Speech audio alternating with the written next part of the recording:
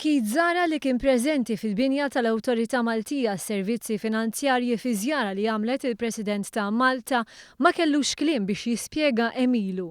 Zara kien amministratur ewlieni tal-grupp fuq Google Finance Shadow Group. Kienu li organizza diversi laqat fid-Dar Ċentrali tal-Partit Nazzjonalista. Matulhom kienu jiġu diskussi u ippjanati strateġiji għall-politika nazzjonalista dwar is-settur tal-finanzi.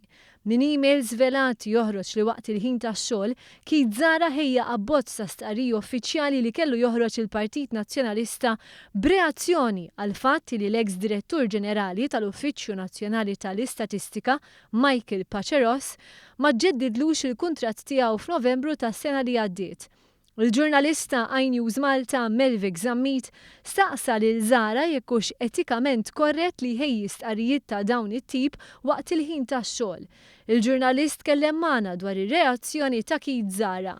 Mhux se nikkummenta imbagħad il-mistoqsijiet tiegħek lill-Uffiċċju tal-Komunikazzjoni tal-MFSA. Din kienet it-tweġiba ta' Keith Zara għal mistoqsijiet tiegħi waqt li kien preżenti fil-binja tal-MFSA fi żjara li għamlet il-President ta' Malta. Zara kien mistoqsi jekk dak li għamel kienx korrett etikament. Mistoqsija kienx etikament korrett li ħejji stqarrijiet ta' dawn it-tip waqt il-ħin tax-xogħol. Zara visibilment mifxul bil-mistoqsija għażel li ma jikkumentax u talabna biex nirriferu il-mistoqsijiet tagħna lill-Uffiċċju tal-Komunikazzjoni tal-MFSA.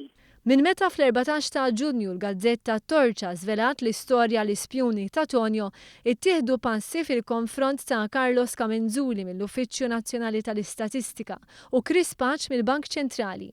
Fil-konfront ta' Keith Zara baqgħu ma ttieħdu ebda passi mill-MFSA għaliex għaddejja investigazzjoni interna.